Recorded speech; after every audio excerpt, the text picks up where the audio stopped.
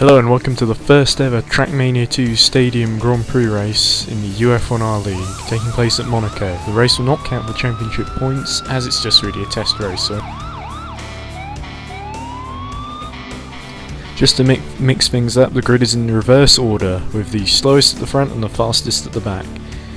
The first is Doof in the bright green car, followed by Cyrus, Tomin, Chidge, Bob, Nitrous, Demish, Dion, and then a big old gap to Roy in the Toro Rosso, Ed, and then Sammy. Just to make the first lap quite interesting. Get over here.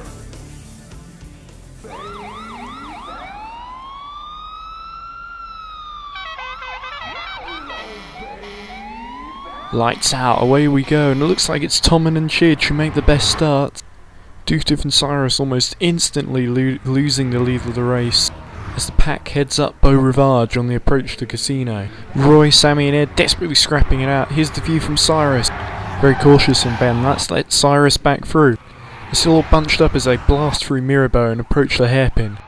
And Tomin's still in the lead, but I think he's being challenged there by Dion, and Nitrous hit the inside there of the hairpin. Tomin simply muscled out the way by the two Australians as Roy gets past Sammy, because I think Sammy made a mistake in the tunnel. So that puts Roy up to 5th, and he passes Tomin at the chicane to take 4th with Edster in tow. Next up is Chidge. See, Roy's all over Chidge, and I think he's going to make the move. Grant in the Lotus goes wide. They're battling over 2nd place now. Ed is side by side with Chidge, and he's through. Sammy making progress just behind him. So we come to the end of the first lap. Oh, Roy's all over Dion. Yeah, I think he's through. Ed's the 3rd. Oh, and 3 wide there. And I would certainly not bet against Sammy coming out top in that scrap, which he does, passing all 3 cars in succession there. Riding on board with Grant, who has not got a great run up the hill. Oh, and Demish, his teammates, through. And Dion's hit the inside of Mirabeau. That's going to let Ed and Sammy through. And Ed left his braking very late there. Oh, and Dion hits the exit. He's completely lost his rhythm now after all those mistakes. He's under attack from Grant, but I think he's able to hold station. Here's Sammy on the 2nd lap, already sizing up Edster. Oh, that was a good move, but I think Edster's coming back at him. And for all the other Monaco Grand Prix we've done here, Sammy has easily beaten Edster. Oh, and Edster's a little slow through that 2nd chicane. Maybe Sammy's going to register that as a good spot to overtake him later on. As Nitrous passes Cyrus into Ascas. We're riding with Grant following Dion, and oh, Dion made a mistake. That's Grant through. He made a good start, but Dion battling desperately to try and stay ahead of all these other drivers.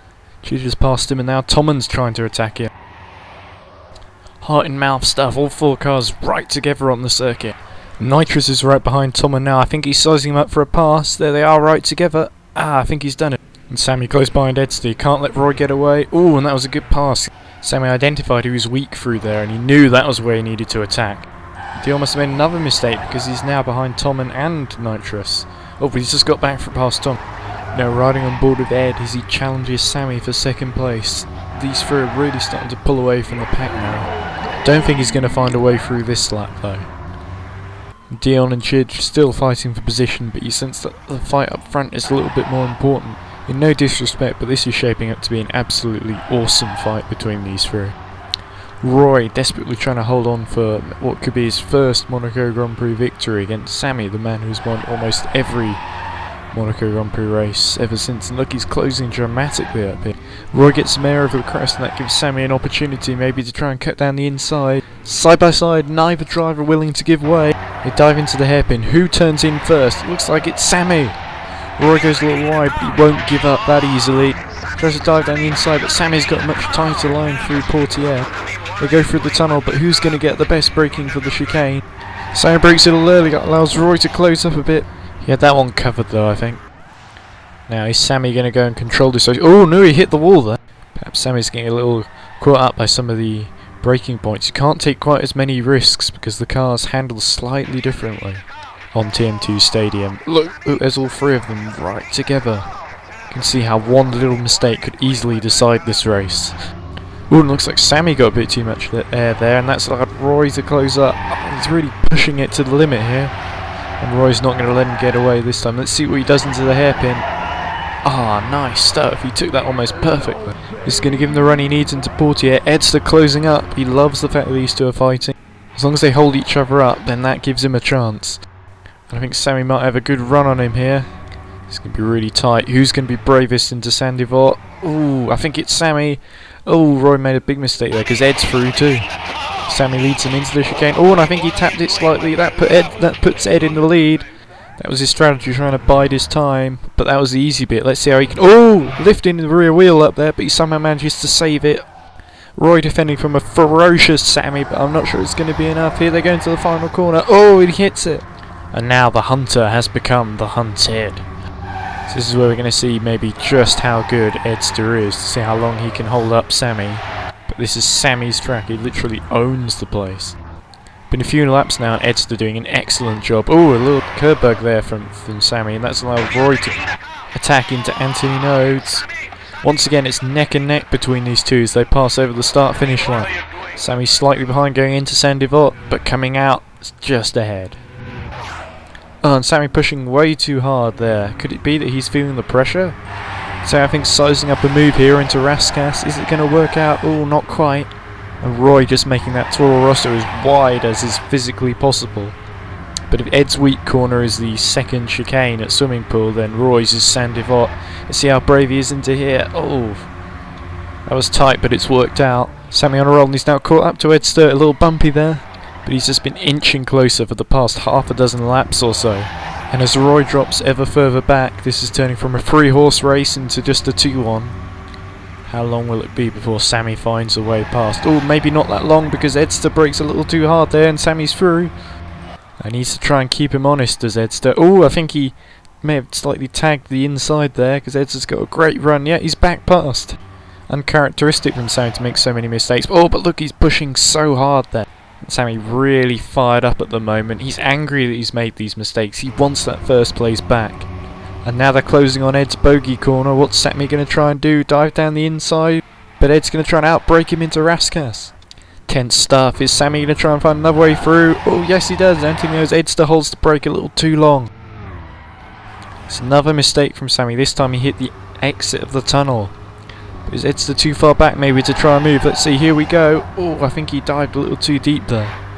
And Sammy definitely looking very intensely in his mirrors for the car draped in the Union Jack that has been giving him bother all afternoon. Seriously, this guy just won't give him a break. Wasn't it Nelson Piquet who once said driving around Monaco is like driving a bicycle in your living room? Well, it certainly feels that way. It's Edster pushing really hard. Oh, and I think Sammy hit the Mirabu there. It's another mistake that's allowed Edster to take advantage. I mean, there's no points at stake, but it just shows the commitment of these drivers that they're willing to go flat out just for the honour of winning the race. Speaking of winning the race, Sammy is really sizing up Edster here at the chicane, but that's not going to work. Gonna have to wait to the bogey corner once again. And he's right alongside. Does Edster lift? Yes, he does. Sammy's through. And I don't think he can get back at him, but he's going to try with everything he's got. Okay, this is Battle Royale, and we haven't even had the first pit stops yet. So, getting into Sandivort. Ooh, Sammy a little cautious there. Maybe Edster can take advantage. Over the crest and into Casino. You rarely see this sort of sustained attack from Edster throughout a race. And I think he's going to try and move through Mirabeau, but Sammy's a little too clever for that. Going to the hairpin, so careful on the brakes. But it's just even Stevens. I don't think Edster's going to find a way through, but he's going to try his hardest. They must be seriously low on fuel at this point. Who's going to pit first? Oh, I think it's Sammy. Oh, look how much Edster closed up there. Risking so much more into the pits, but of course don't want to get a speeding penalty. Looks like he'll be fine. Oh, Sammy going for a quicker pit stop there. Edster going for the 38 minutes, Sammy going for the 20-minute one. This means Sammy will come out first, but he'll have a lot less fuel than Edster. So Edster comes out ahead of Roy, who's taking the same pit stop of him. Oh, I think there's some traffic. That looks like Dion. This could really play into Roy's hand if Edster doesn't clear this guy really quickly. At the same time, he can't afford to make any mistakes trying to pass him, because that could just make him fall further behind. Good stuff into the hairpin. He should be clear now, that is, unless Dion does a risky move into the tunnel. Oh, he's taking it flat. Edster was a little slow there, so he's still stuck behind as we go into Raskas. Oh, but he's undercut him through there. It's a nice tight move. And Dion overspeeds it into Anthony Nose, and Edster's easily through now. We're hearing some team radio from Ferrari to Sammy that there's a fuel pump problem and they're going to have to retire him. I hope that's not the case, but we'll see. He's coming in. Ah, looks pretty terminal there. That's a shame because it would have been fascinating to see where he would have panned out compared to Edster and Roy. But there he goes. Whoa, and there goes Dion. Just completely overcooked it and just flew off the end of Mirabeau. He's going to try and get back on track. Ooh, that didn't work. Ooh, and that's a big hit for Demish. For whatever reason, the front end just didn't turn in time there, and he hit the first bit of the chicane. Going to try and get back in now. Ooh, no way through in that gap.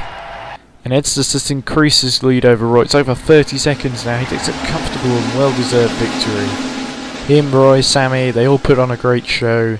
Bad luck to Sammy, bad luck to Roy, bad luck to all the other guys who didn't finish. Well done to Tommen, who finished his first full race for the team.